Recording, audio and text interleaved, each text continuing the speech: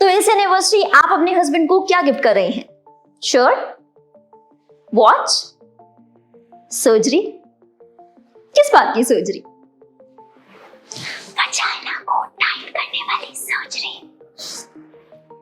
चलिए बताते हैं।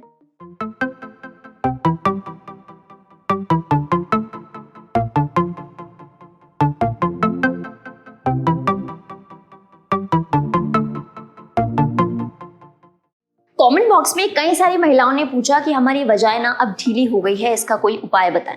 यही नहीं, कई सारे मेल्स ने भी ये सवाल उठाए। इसे वजाइनल लैक्सिटी कहा जाता है। फिर वजाइना के ढीला होने के कई सारे कारण हो सकते हैं, जिनमें से कुछ ऐसे हैं जो सच हैं, लेकिन कुछ ऐसे हैं जो केवल लोगों का भ्रम है। जैसे कि ज्यादा सेक्स करने से वजाइना ढीली हो जाती है, या फिर टैम्पॉन, मेंस्ट्रुएशनल कप या फिर वाइब्रेटर के यूज से भी वजाइना लूज हो जाती है। This is utter nonsense. Vaginal tissues एक इलास्टिक की तरह होते हैं और सेक्स या फिर टैम्पॉन को इंसर्ट करने के दौरान वो अपने आप खुल जाते हैं, दूर दूर हो जाते हैं, जिससे वजाइना का आकार बड़ा हो जाता है और इसके बाद वो वापस अपने असली रूप में आ जाती है। तो बात कर लेते हैं वजाइना के लूज होने के असल कारणों के बारे में। पहला है नॉर्मल डिलीवरी और दूसरा है एजिंग यानी उम्र का बढ़ना। सबसे पहले बात करते हैं डिलीवरी की।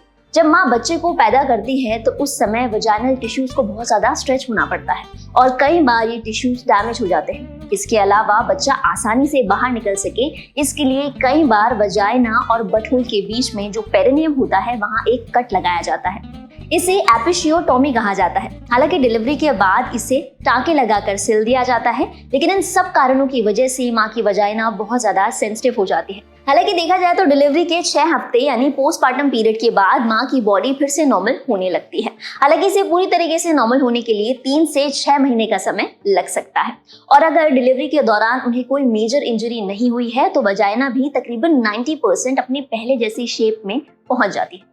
अब कुछ लोग ये सोच रहे हैं कि उस 10% का क्या?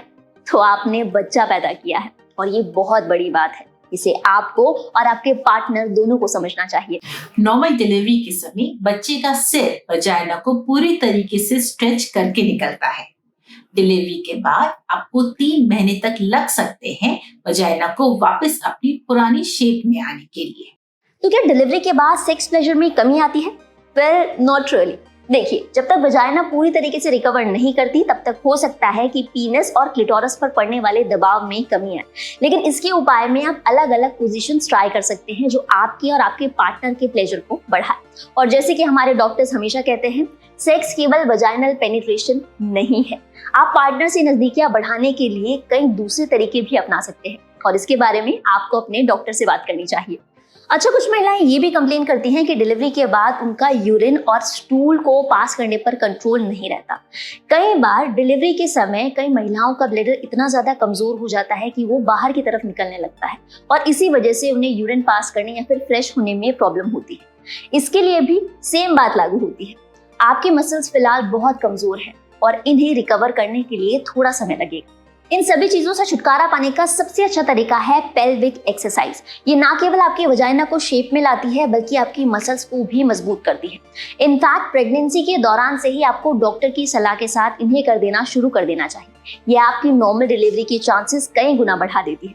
हालांकि इनमें एक ड्रॉबैक है, जो लोगों को लगता है वो ये कि इनमें बहुत ज्यादा समय लगता है, लेकिन ये 100% नेचुरल और सेफ है।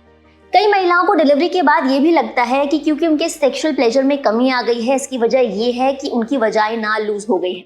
देखिए, प्रकृति ने सब कुछ सोच समझ कर बनाया है, क्योंकि इस समय माँ को आराम की जरूरत होती है। इसी वजह से इस दौरान एस्ट्रोजन हार्मोन का लेवल पूरी तरीके से गिर जाता है। ये वही हार्मोन है जो आपको सेक्स के लिए उकसाता है और आपकी लिबिडो को बढ़ाता है। इसी के साथ पोस्टपार्टम डिप्रेशन भी एक चीज है जिसके बारे में कोई बात नहीं करता।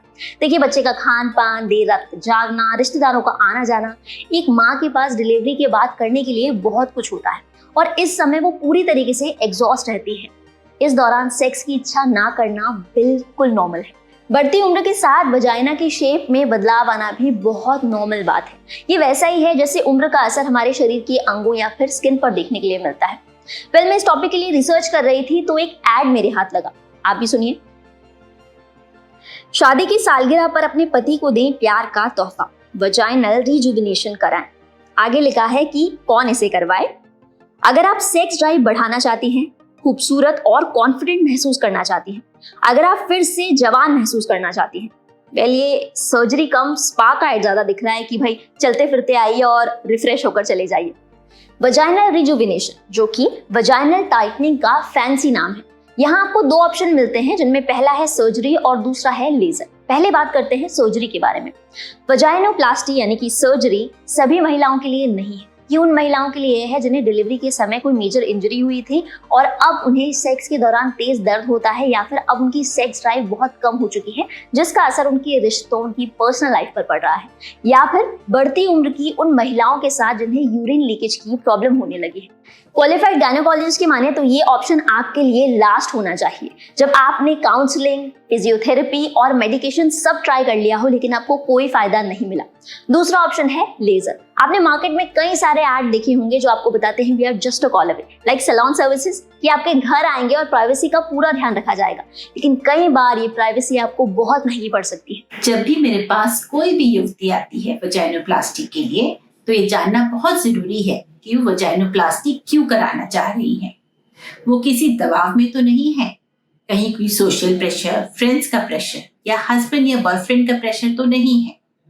इसीलिए बहुत जरूरी है आप जब भी वजाइनोप्लास्टी कराना चाहते हैं तो खुद से अपने डॉक्टर को फोन करें। अपने हस्बैंड या बॉयफ्रेंड से फोन ना कर पाए, क्योंकि फिर डॉक्टर को ये समझ नहीं आता है कि आप ये सर्जरी खुद के लिए कराना चाहते हैं या अपने हस्बैंड के लिए। अगर आपको वजाइनोप्लास्टी की जरूरत है तो आपके डॉक्टर आपको एग्जामिन करेंगे, ये देखेंगे कि वजाइना में कितनी एक्स्ट्रा स्पेस है, कितना ढीलापन है, और इस ढीलेपन को फिर ठीक किया जाएगा। इस सर्जरी में जो एक्सेस स्पेस होती है, गैप होती है, उसको हम भरते हैं फिर से स्टिचेस या टांगे लगाकर। चलिए इंडिया ही नहीं, यूएस जैसे डेवलप कंट्री के बारे में बात कर लेते हैं। कई सालों से इस मुद्दे पर बहस छिड़ी हुई है कि इस तरीके की सर्विसेज महिलाओं के लिए कितनी ज्यादा सेफ है। 2021 में हुए ट्रायल में ये बताया गया कि इस तरीके की सर्विसेज पैसों की बर्बादी है और किसी महिला के लिए बहुत ज्यादा खतरनाक हो सकती है। तो अगर आप इस तरीके का कोई भी ऑप्शन चूज कर रहे हैं तो सबसे पहले एक क्वालिफाइड गायनेकोलॉजिस्ट से बात करें, उस चीज के सारे रिस्क के बारे में पता करें और फिर उसे अपने लिए चुनें। वीडियो खत्म करने से पहले मेल्स के लिए एक जरूरी बात, वजाइना का टाइट होना हमेशा अच्छा संकेत नहीं होता और ये आपकी पार्टनर की लॉयल्टी का सर्टिफिकेट तो बिल्कुल भी नहीं। कई बार वजाइना इसलिए टाइट हो जाती है क्योंकि आपकी पार्टनर पूरी तरीके से अराउज नहीं है या फिर आपके साथ सहज नहीं। इसे वैजिनिस्मस कहते हैं, जिसके बारे में हम एपिसोड 2 में बात कर चुके हैं। और एक बात फीमेल्स के लिए, कई बार मेल पार्टनर आपको ऐसा कुछ बोल देते हैं जो आपके दिल पर लग जाता है और आप उसे लेकर बैठ जाती हैं, या आपके और आपके पार्टनर के बीच की दूरियों को बढ़ाता है। तो बेहतर रहेगा आप दोनों बैठकर इस मसले को हल करें। और देखिए, सच्चा पार्टनर तो वही है जो प्यार भी करे, इंतजार भी करे और आपसे बात भी करे खुलकर।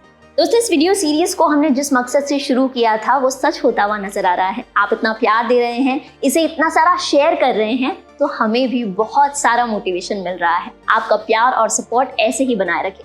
और इस वीडियो से अगर आपने कुछ नया सीखा हो तो इसे लाइक करना ना भूलें। और अभी तक हमारे चैनल को सब्सक्राइब नहीं किया है तो वो भी कर लीजिए। मैं हूँ प्रीति और अगले हफ्ते आपसे फिर होगी मुलाकात, फिर ऐसे किसी टॉपिक को लेकर जिसके बारे में लोग खुलकर बात नहीं करते।